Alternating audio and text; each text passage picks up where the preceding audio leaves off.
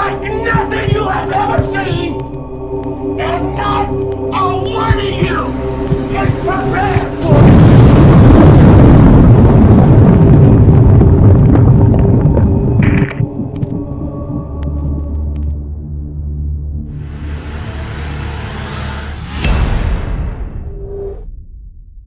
There's no more secrets, just ignorance. Hey everybody, welcome to the 401 show. It is episode 32, and today we are bringing in Ravi Zacharias. You know, we spend so much time talking about dark things going on in this world, the deception that's going on. It can be very confusing and upsetting, and sometimes we need to hear from the philosophers, show us what to do with this information. One of my favorites is Ravi Zacharias, and why don't we just let him take it from here? These are serious days. I do not recall when I have ever lived through a time where there is so much that is going wrong and so much that is unexplainable, and yet at the same time the proliferation of information so that people are reading so many things from morning till night. And the struggle with all of that is they don't know what they're reading, if it is true or false. Once upon a time, you had to earn the right to be heard. People had to know something about you. They had to know your credentials, your track record, what your life has been like, and all of that. Today, anybody can get in front of a computer and type out whatever they wish. They don't have to defend it. They don't even have to give us their name. And yet, we read and read and read, and we find out how confused our world has become. But the tragedy is that the more we have access to, and the more that we are living within an abundance of supplies, have you ever realized how empty we have become at the same time? Just this morning, a celebrity chef, we were informed, at the age of 61, took his life. Anthony Bourdain. A few days ago, Kate Spade, the well-known designer, took her life. I think both were by hanging. The fashion designer has an 11-year-old daughter that she has left behind. Anthony Bourdain has left a 13-year-old daughter behind. And the fascinating thing is the one-liners that come out of their lives now. The designer left a note for her daughter in one line: "I have always loved you. This has nothing to do with you. Ask your father."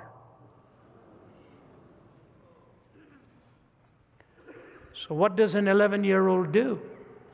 If it had nothing to do with her, and now she's going to ask her father, and you wonder, will she get the truth? And the celebrity chef made a comment of his rather unguarded lifestyle, and he made a comment and he said, "I have never seen my body as a temple. I have seen it as a fun house." Well, the fun evidently had run out, and the house is now empty. Two very creative individuals, one in the world of culinary arts, another in fashion design, choose to end their lives. She was 55, he 61. So relatively in the peak of their accomplishment and their successes. Why does this happen? In some ways, I can relate. I was 17 years old in Delhi when I had tried to take my own life. And God protected me from my own schemes and designs and sent me the scriptures to remind me that my body was not a fun house, that my body actually didn't even belong to me. It belonged to Him, and it was the temple of the living God. Why does this happen? Why, at the peak of success, does a man who commands wide audiences wherever he goes, there's a picture of him somewhere on YouTube now, hosting President Obama and them having a bite together somewhere, I don't know if it was France or where it was. My colleague who's here with me, one of my traveling colleagues, said to me, Ravi, if you had a dream life, wouldn't it be something like what he had? Going all over the world, tasting all of the culinary delicacies, having an audience, wealth, success, fame, pleasure, all that you wanted. And yet he snuffs his life out. Why does this happen?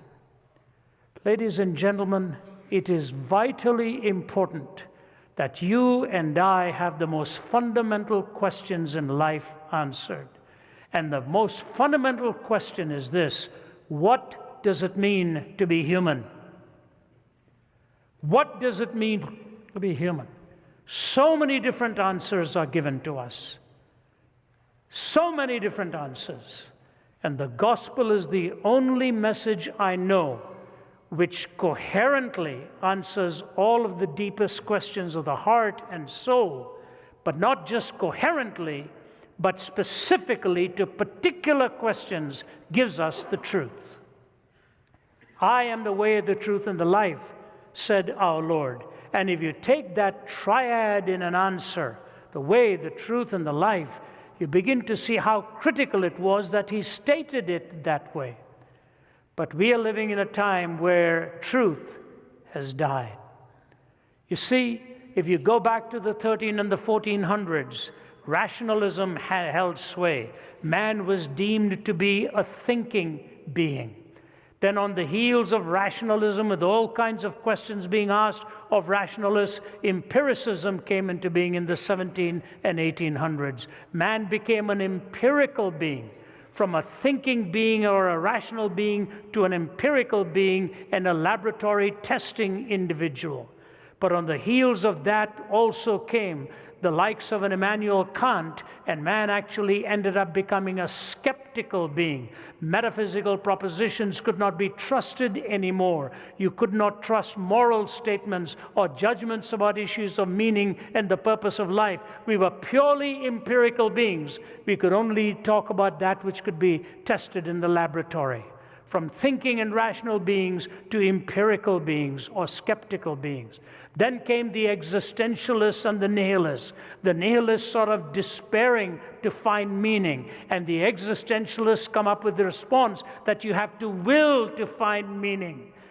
Slap against the door of despair, push it away, somehow pull yourself up by your existential bootstraps and define what meaning is really all about. And we became existential beings, giving a lot of vent to our emotions.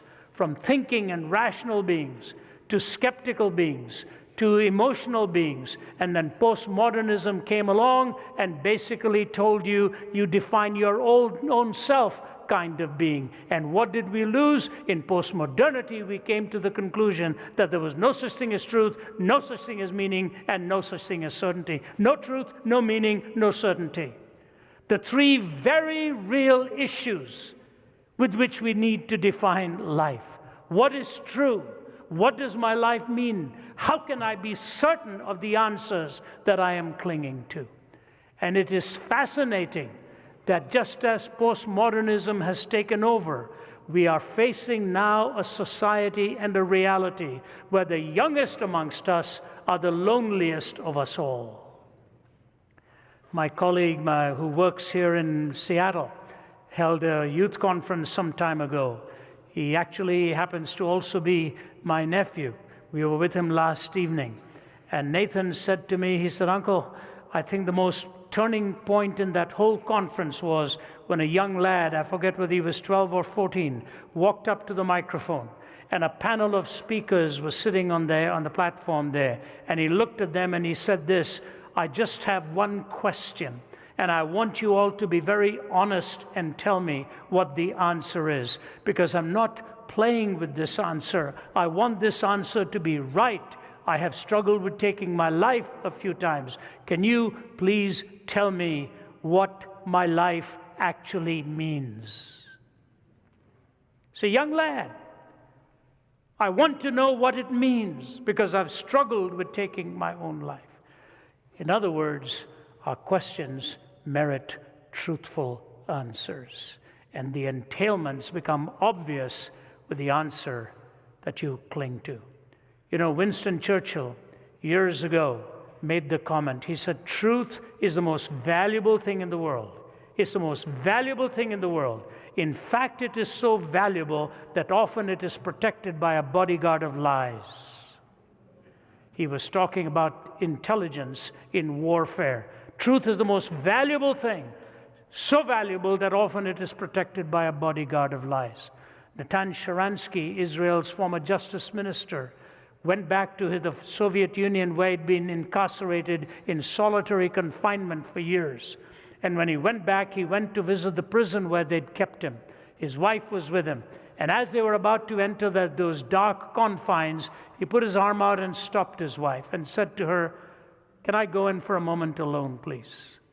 Because this is where I found myself when I was all alone and no input from anywhere else except what I had inside me in this darkness." She honored that request. He went in, spent several minutes in there, came out, a battery of microphones in front wanting to interview him, and he said, "Can you wait for this interview, please? I want to go to the grave of this physicist, Andrei Sakharov, who gave to the Soviets the atomic bomb. I want to go and honor his memory." And he went and laid the wreath at Sakharov's grave, and he said this, "The reason I wanted to honor this man is because what he said in the closing days of his life. I always thought that the most powerful weapon in the world was the bomb. I always thought that the most powerful weapon in the world was the bomb. I have changed my mind. The most powerful weapon in the world is not the bomb. The most powerful weapon in the world is the truth." It's the most valuable thing. It's the most powerful thing. And yet, with our postmodern mindset, there is no such thing as absolute truth anymore. This is so ironic, so ironic. Please hear me carefully. In all that we are seeing with the moral confusion of our time and the so-called Me Too movement and all of that, what you see happening is the quintessential expression of the contradiction with which we live. All of our university students are taught, primarily at least they're taught, that truth is not absolute. Morality is not absolute. They are trained to be relativistic in their thinking. They are trained to be relativists.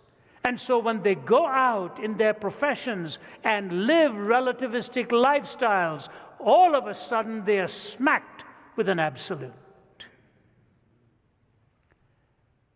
You don't do these things. Why not?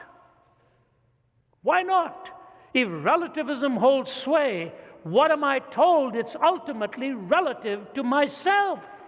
Or if you wish, when the absolutes were gone, we had to park it somewhere, and of all places, we parked it in the institution that we trust the least. We call it being politically correct.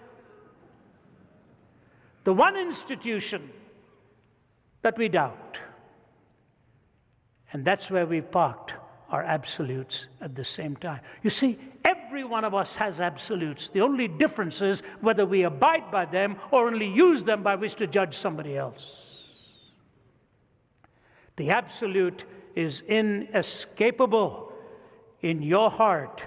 The question is, do you live by it or do you only use it to judge other lives? I want to take this notion of truth now as an absolute, and I want to give you two comments, and you'll have to listen to them very carefully because I'm moving you along a trajectory of one of these two comments, and I'll tell you why I'm doing that.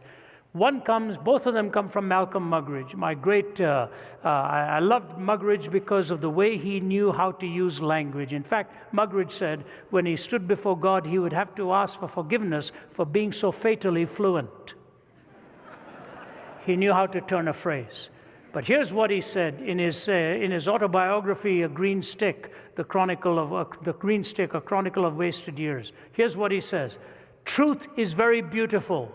More so, I consider, than justice, which is today's pursuit, and easily puts on a false face. In the nearly 7 decades I have lived through, the world has overflowed with bloodshed and explosions, whose dust has never had time to settle before others have erupted, all in purportedly just causes. The quest for justice continues and the weapons of hatred pile up. But truth was an early casualty. The lies on behalf of which our wars have been fought and our peace treaties concluded. The lies of revolution and counter-revolution. The lies of advertising of news, of salesmanship, of politics. The lies of the priest in his pulpit, the professor at his podium, the journalist at his typewriter. The lies stuck like a fishbone in the throat of the microphone. The handheld lies of the prowling cameraman.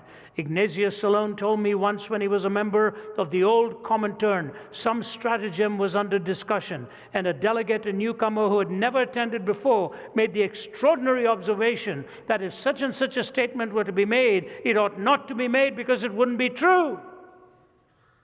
There was a moment of dazed, stunned silence. Then everyone began to laugh. They laughed and laughed until tears ran down their cheeks and the Kremlin walls seemed to shake. The same laughter echoes in every council chamber and cabinet room. Wherever 2 or more are gathered to exercise authority, it is truth that has died, not God. What Muggeridge is talking about here is propositional truth, whether an answer as it is given conforms to reality as it is. He's talking about propositional truth. We use this in a courtroom. Were you at such and such a place when this event actually happened? They are looking for a corroborating answer that is in actuality in keeping with what happened.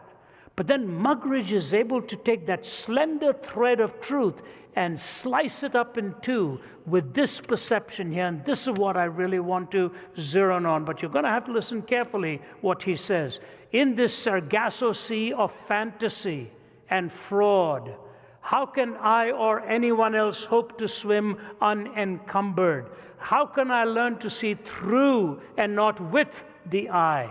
How do I take off my own motley and wash away my own makeup? How do I raise the iron shutter, put out the studio lights, silence the sound effects, and put the cameras to sleep? Will I ever watch the sun rise on Sunset Boulevard and set over Forest Lawn?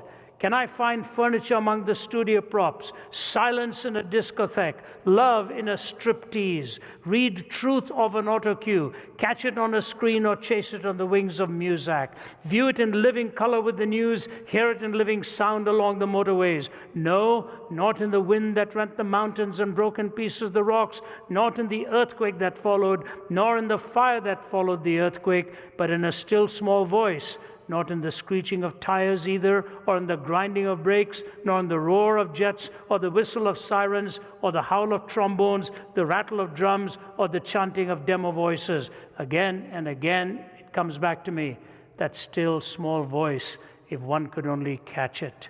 He goes on to say it's the voice of God. Can I find furniture in a studio prop? Can I chase it on the wings of Muzak? Where do I find what's real? That's the area of truth that I really want to address, because that's where I think we have picked our own pockets and lost the reality of what has happened to us. We do not know which way to turn to anymore. You see, what has happened at the end of all of our experimentation is basically this. Philosophy has become existential, art has become sensual, education has become skeptical, religion has become mystical, our culture has become trivial, and Christianity is made minimal. They drive us into a minimalistic worldview, from the existential side of philosophy to the sensual side of the arts, to the skeptical side of education, mystical side of religion, and the trivial side of existence. We have now come to minimalistic beliefs, and we wonder what has happened to us as a society.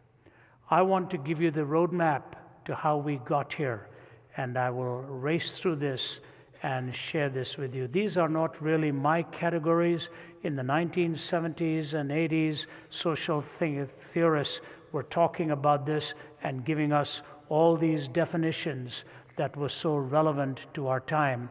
and I have borrowed it from many great social thinkers. There were three moods that took place.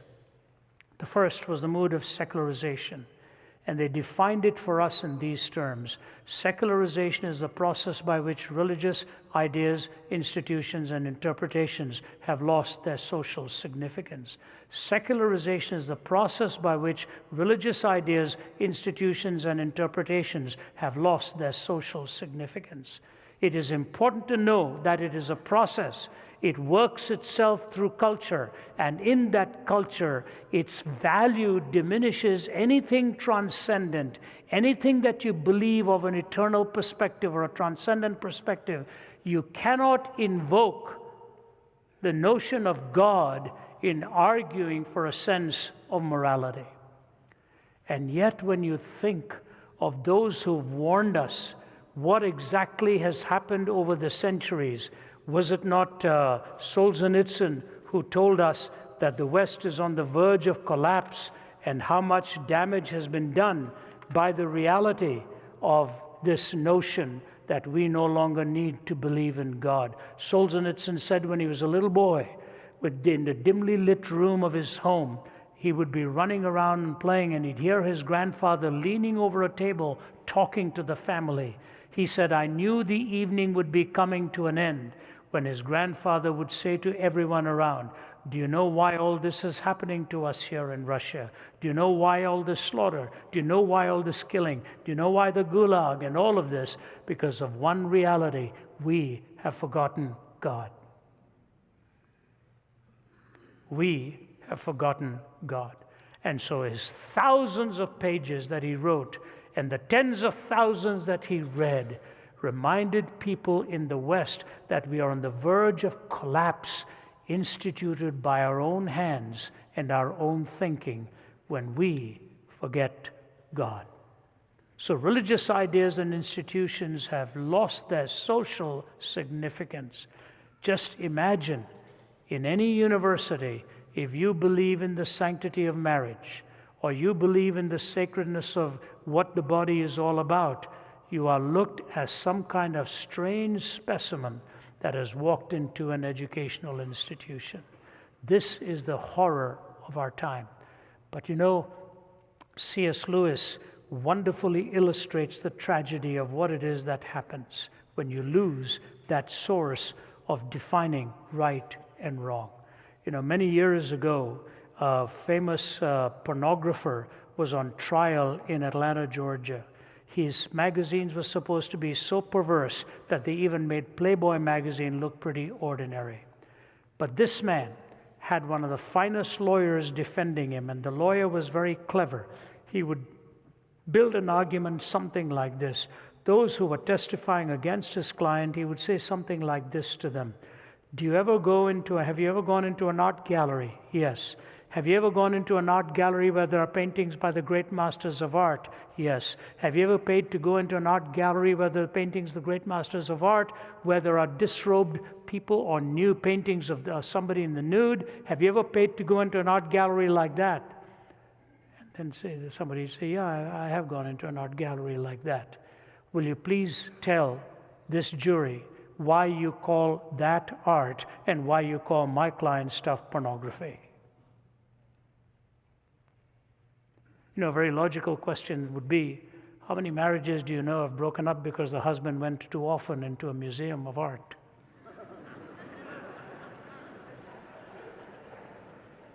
We don't have common sense anymore, do we? But C.S. Lewis puts his finger on the nerve here. It's so brilliant. And in his Abolition of Man, he does the same thing. But Pilgrim's Regress is a brilliant book. It's an allegory of a man in search of meaning and answers. And when you read it, you find how brilliant Lewis's mind was. So he talks about this young man by the name of John, who's going from philosophy to philosophy and ends up with a mountain called the Spirit of the Age. But fascinatingly, Lewis describes him not as free in living for the Spirit of the Age, but his hands are bound in chains living for the Spirit of the Age. And the man who controls the Spirit of the Age is with that Neronic stare looking down upon him. And all of a sudden, he is given his breakfast, and his hands are unbound to enjoy that breakfast. And as he takes a sip of milk and says how delicious and nourishing it is, the waiter who brings it to him, representing the spirit of the age, says to him, you only call it delicious and nourishing. All it is the secretion of a cow, isn't it? The cow secretes urine. The cow secretes milk. You call it delicious and nourishing. It's just a secretion of a cow, isn't it? And then John doesn't know where to go from there, and he made a big blunder. He commented on the tastiness of the eggs. And now you should have seen what the waiter compared the eggs to. And he had no way to respond.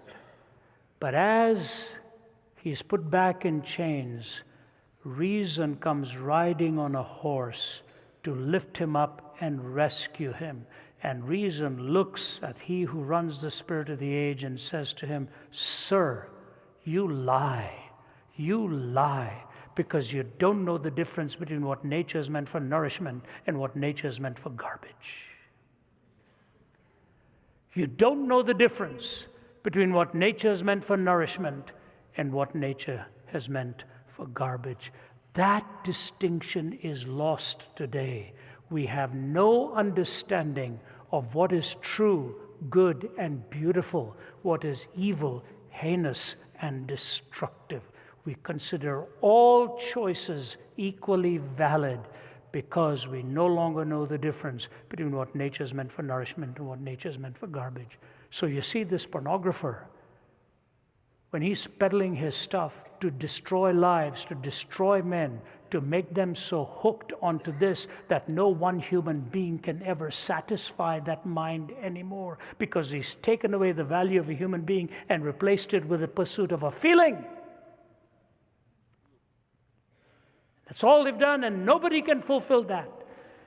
When a woman or a man sits in front of the lens of a camera purely to titillate the basic instincts and imagination of a person, to do that and provoke them to the erotic and the sensual and the self-gratifying immediately, they ought to put their arms in front of themselves and say to the cameraman or the publisher, "Don't do this to me.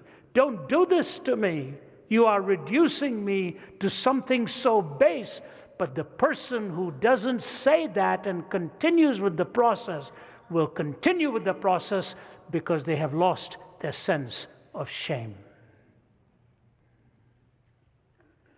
And when secularization has done its bidding in your heart and mine, it will all be because it will destroy a legitimate sense of shame, which is a God-given reminder to us of that which is wrong. Just a few days ago, my colleagues and I were hosting somebody who's in the media world. That's all I'll say to you. And a marriage is falling apart. What does it have to do with anything? It has to do with the husband's addiction to pornography, that she no longer can trust him when this is what he does to feed his mind and his brain again and again. Jim Dobson says when he talked to Ted Bundy shortly before his execution, that mass murderer and cannibalist, he looked at Dr. Dobson and said, "This all began for me with pornography."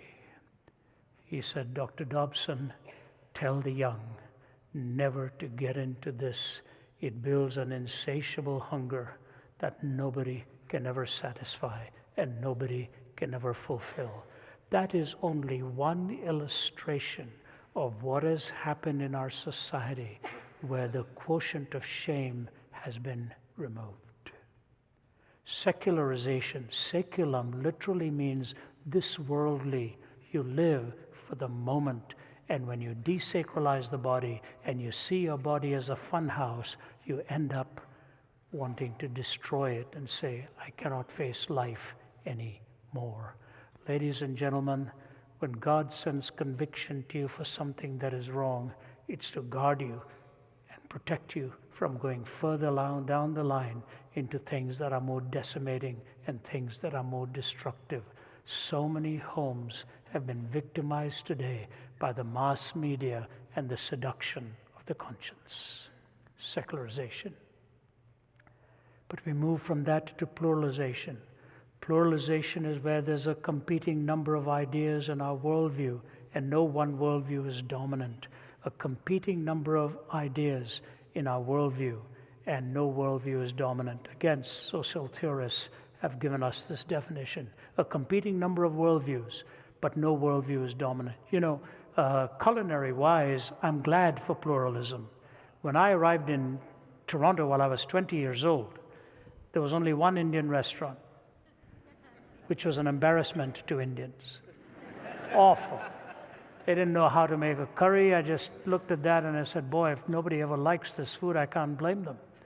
But today you go to Toronto. When I got to Toronto in 1966, there were 500 Indians in Toronto. 500 Indians. So that if you saw an Indian across the street, you'd go over and start talking until you find out he's generally trying to sell you something, and then you moved on.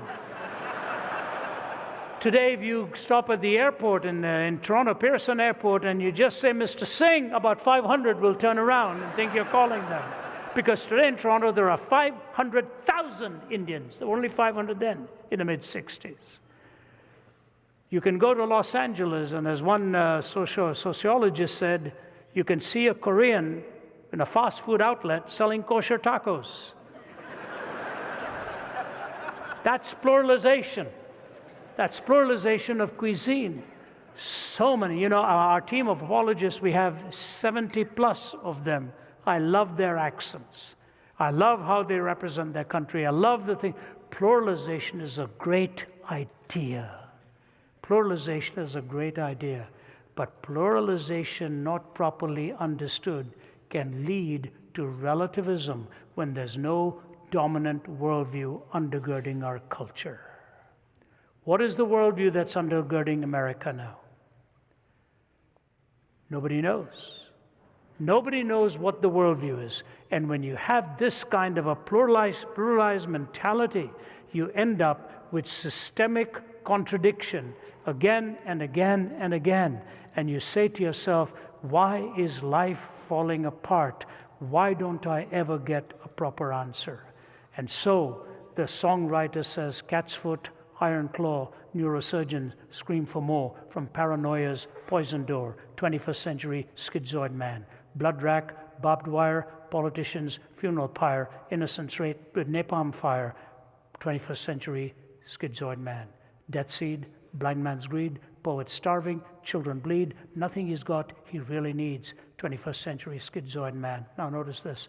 The walls on which the prophets wrote is cracking at the seams. Upon the instruments of death, the sunlight brightly gleams. Will no one lay the laurel wreath as silence drowns the screams?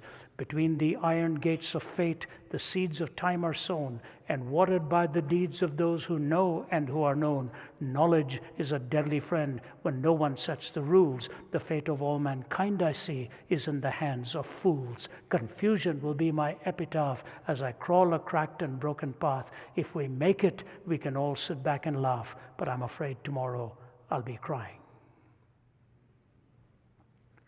This brokenness, this emptiness, this sense of desolation and aloneness is what is now systemic in our culture because we are living with systemic contradiction. With systemic contradiction. Ladies and gentlemen, when God gave us the first commandment, it was only one. Only one.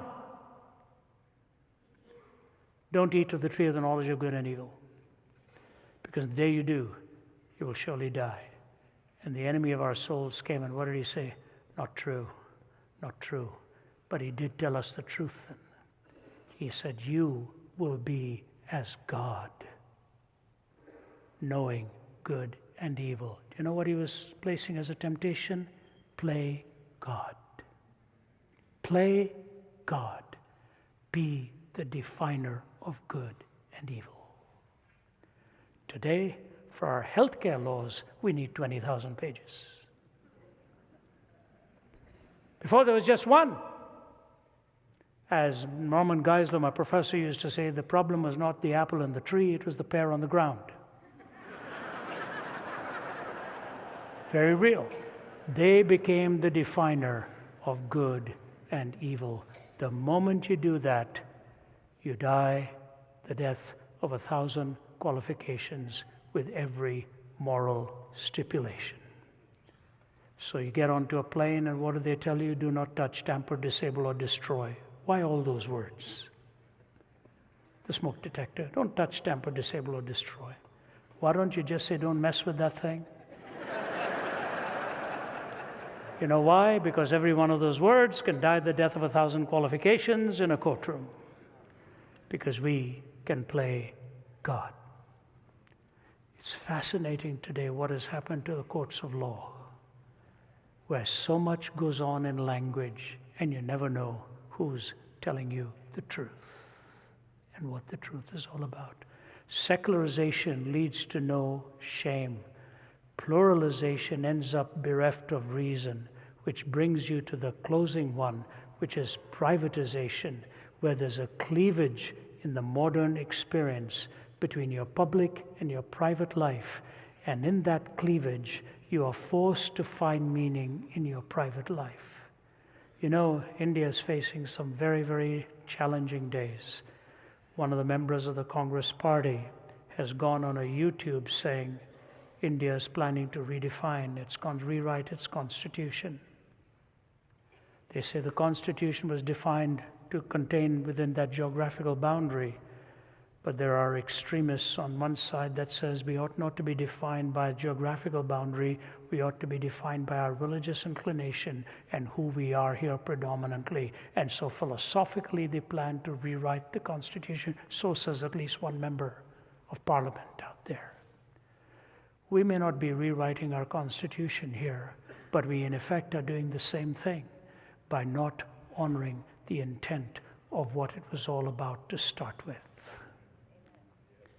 We are controlling the way thinking goes on.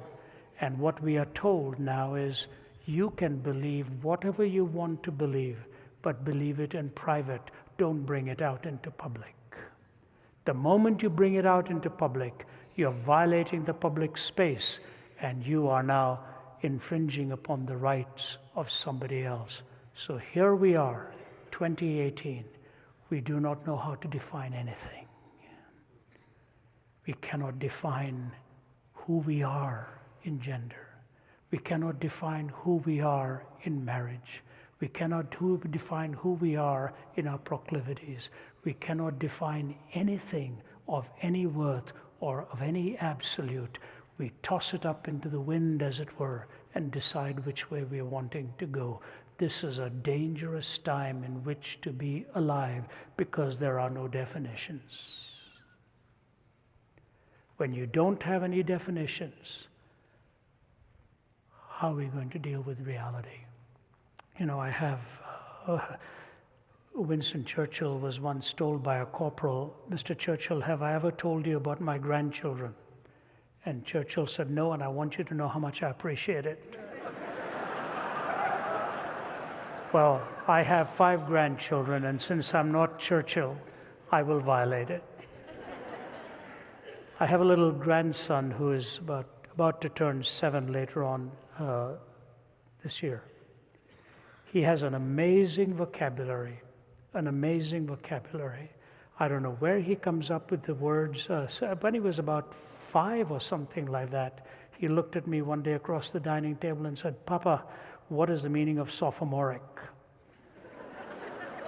And I sounded sophomoric, trying to define it for him. Recently, he'd learned about the whole issue of slavery and so on, and it really crushed his heart. He's a guy with a little tender heart. He came back to his mother and he said, how could this happen? How can this happen? How did people get hurt so badly? How do they justify this? How do we justify this? And then he paused. It's a little kid. He looked at his mother and said, you know, I have a friend. He comes from another country. Do you think one day people may treat him badly too because he comes from somewhere else? And Naomi, my daughter, said, why do you ask that? Here's what he begins his answer by saying. He said, Mommy, my hypothesis is this: if you want to hate somebody, you will find a reason to hate them. If you want to hate somebody, you will find a reason to hate them. This is the same little guy when he was 3.5 who looked at his mother when she had lost her car keys and couldn't find it. Naomi, my daughter, she slapped her forehead and said, I must be losing my mind.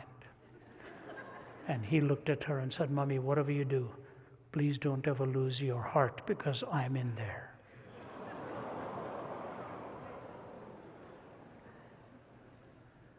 He has learned from a young age what it means to be in the heart of somebody, what it means to be in the heart of somebody, and what it means to be loved in a home where you're valued and where you care. Let me ask you this. Do you know anybody in your life who doesn't have that feeling? Feels there is no home for their heart.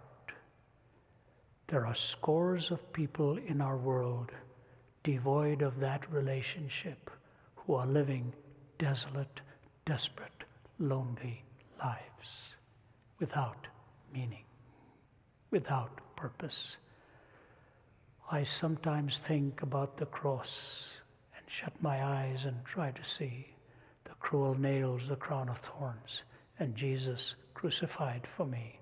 But even could I see him die, I would but see a little part of that great love which like a fire is always burning in his heart. The love of God for you, for me. When a man can leave a little girl and choke himself to death, he obviously didn't understand that God really loved him, that God loves his little girl.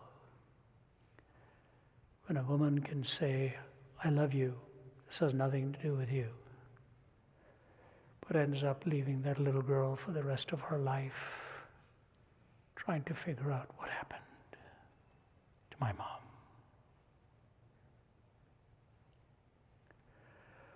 I was in Iraq last year with both of my colleagues here. The last day we were taken out for lunch by a man who was a killer. He was avenging any killing done by ISIS and all that kind of stuff.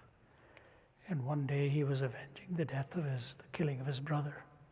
And he walked into the room of the man at night and at point blank range pulled the gun, the trigger, against the temple of the man and killed him. Unknown to him, the 4-year-old son of the man was lying next to him. And this blood comes spurting out and gushing out. And the little boy sits up and he says, where's my father? And he was so stunned, he looked at him and he said, he's gone to paradise. He says, take me to him. Reached out and held the hand of the killer. Take me to my father, I want to be with my dad.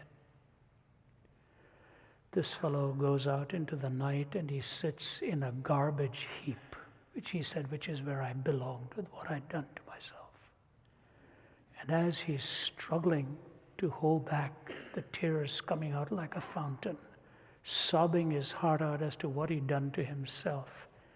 But he said, I struggled to sleep, but every time I slept, in a few minutes I would see Jesus in my dream. Again and again and again I was getting angry, till finally I surrendered and gave my life to Jesus Christ. He's working now in a ministry of a hospital which binds the wounds of the broken, including the enemy. And he drives people back and forth. He was driving us. When he told the story, I kept looking at him and I said, who was he before? Who who is he now? The difference is what Christ had done in his heart and turned him from being a killer into being a healer of people. Ladies and gentlemen, when privatization has done its work, it strangles the sacred and strangles meaning from your life. Secularization, no shame. Pluralization, no reason. Privatization, no sacred, no reality of the holy, and no meaning. Tomorrow when I speak to you, I want to give you the answers of how then does the Christian worldview respond to secularization, pluralization, and privatization, and see the beautiful answers of the gospel in all of this. May God richly bless you. Thank you for giving me a hearing tonight.